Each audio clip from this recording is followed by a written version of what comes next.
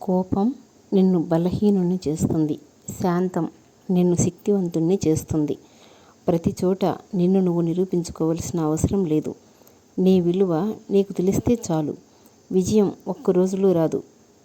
ప్రతిరోజు నువ్వు చేసే కష్టమే ఒకరోజు నీకు విజయంగా మారుతుంది. ఎవరైతే తన మనసును గెలుస్తారో వారికి ఎలాంటి లక్ష్యమైనా చాలా చిన్నది. కళ అంటే నిద్రలో చూసేది కాదు, నిన్ను నిద్రపోనివ్వకుండా చేసేదే నిజమైన కళ. కళలు ఆలోచనలుగా మారాలి. ఆ ఆలోచనలు కార్యాచరణకు దారితీయాలి. నీ లక్ష్యంలో నువ్వు విజయం సాధించాలంటే లక్ష్యం పట్ల ఏకాగ్రత, అంకిత భావం రెండూ ఉండాలి. బయట వాళ్ళు బాధ పెడితే సొంత వాళ్ళకు చెప్పుకుంటారు. అదే సొంత వాళ్ళే బాధ పెడితే ఎవరికి చెప్పుకోవాలి? అందుకే ఏ బాధనైనా తట్టుకోవడం నేర్చుకో. నిన్ను నువ్వే ఓదార్చుకో. అప్పుడు ఏ బాధ నిన్ను బాధ పెట్టదు. వయస్సు పెరుగుతుంది అంటే జ్ఞానం పెరగాలి కానీ ఎదుటి వారిని చులకన చేసి మాట్లాడే రోగం పెరగకూడదు. బరువైన బాధను మోస్తున్నవాడే విలువైన మాటను చెప్పగలుగుతాడు. టైం బాగోక కొంచెం లేట్ అవుతుంది కానీ బదులు ఇవ్వాల్సిన వాళ్ళకి సమయం ఖచ్చితంగా బదులు ఇచ్చే తీరుతుంది. గొడవ జరిగితే కానీ బయటపడదు ఎవరి మనసులో ఏముందో. చూడటానికి ఏముంది, అందరూ నవ్వుతూ పలకరించే వాళ్ళే. అవసరం ఒకరిదైతే అవకాశం ఇంకొకరిది. ఆ కోపంలోనే మనిషి అసలు వ్యక్తిత్వం బయటపడుతుంది. కోపంలోనే మనసులో ఉన్న నిజమైన భావం బయటపడుతుంది. బంధాన్ని కాపాడుకోవాలి అంటే ఒక మెట్టు దిగి ఆలోచించు. అర్థం చేసుకునే వారి కోసం ఎన్ని మెట్లు దిగినా తప్పులేదు కానీ ఎన్ని మెట్లు దిగినా మనల్ని అర్థం చేసుకునే వారి కోసం ఆలోచించు. లాభమే ఉండదు. వాళ్ళ దృష్టిలో మనం దిగజారిపోవడం తప్ప.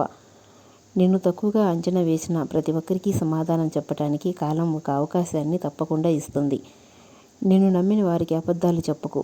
అబద్ధాలు చెప్పేవారితో స్నేహం చేయకు. సహాయం చేసిన వాళ్ళను, అన్నం పెట్టిన వాళ్ళను, దారి చూపించిన వాళ్ళను, కష్టంలో తోడున్న వాళ్ళను ఎప్పటికీ మర్చిపోకు. గొప్పతనం అంటే ఏదో సాధించడమో సంపాదించడమో కాదు. మన చేతుల వల్ల కానీ మాటల వల్ల కానీ ఎవరికీ బాధ కలిగించకుండా ఉండగలగడమే నిజమైన గొప్పతనం. ఎవరి మీద ఎక్కువ ఆశ పెట్టుకోకు. ఎందుకంటే ఏదైనా సరే కొంతకాలమే, ఎవరైనా సరే కొంతవరకే. నిన్ను నిన్నుగా నిలబెట్టేది నీలో ఉన్న మంచి ఆలోచనే. అవే నిన్ను నడిపిస్తుంది, సమాజంలో గెలిపిస్తుంది. నీకున్న అలవాట్లే నీ స్థాయిని నిర్ణయిస్తాయి. నీ అలవాట్లు మంచివైతే సమాజంలో నీకు గౌరవాన్ని పెంచుతాయి. చెడ్డవైతే నలుగురిలో నిన్ను తలదించుకునేలా చేస్తాయి. 100 మంది 100 రకాలుగా చెప్తారు. అవన్నీ పట్టించుకుని ప్రశాంతతను కోల్పోకు. నీ అంతరాత్మ చెప్పింది చెయ్యి. ఎందుకంటే అది నిన్ను ఎప్పుడూ మోసం చేయదు. గొడుగు వర్షాన్ని ఆపలేదు కానీ నువ్వు ఆ వర్షంలో తడకుండా కాపాడుతుంది. అలాగే ప్రయత్నం విజయాన్ని అందించకపోవచ్చు కానీ గెలుపుకు దారి చూపిస్తుంది. తెల్లారితే ఉంటామో లేదో తెలియకపోయినా అలారం పెట్టుకుని మరీ పడుకుంటాం కదా, దాన్నే నమ్మకం అంటారు. ఆ నమ్మకం ఉంటే ఏదైనా సాధ్యమే. నువ్వు పుట్టకముందు నీ కోసం తింటుంది, నువ్వు పుట్టాక నీకు తినిపిస్తుంది. నీ ఆనందంలో తన సంతోషాన్ని వెతుక్కుంటుంది. సృష్టిలో స్వార్థం లేనిది ఏదైనా ఉందంటే అది తల్లి ప్రేమ మాత్రమే. మనం మంచి వాళ్ళమా చెడ్డవాళ్ళమా ఈ సమాజానికి అవసరం లేదు. వాళ్ళ అవసరాన్ని బట్టి మనల్ని మంచి వాళ్ళని చేస్తారు. వాళ్ళ అవసరం తీరాక వాళ్ళే మనల్ని చెడ్డవాళ్ళగా మార్చేస్తారు. ఏ కాలంలో అయినా సరే మనిషి బ్రతకాలంటే ఏం కాదు అనే ధైర్యమైనా ఉండాలి. ఏదైనా అవని అనే తెగింపైనా ఉండాలి. ఎండ తగలకుండా పెరిగిన వృక్షం లేదు. గుండె పగలకుండా ఎదిగిన మనిషి లేడు. ఏదైనా సాధించాలి అనుకున్నప్పుడు శ్రమించే స్వభావం, విమర్శలను ఎదుర్కొనే సహనం రెండూ ఉండాలి. పుట్టడం గొప్ప కాదు, బ్రతకడం గొప్ప.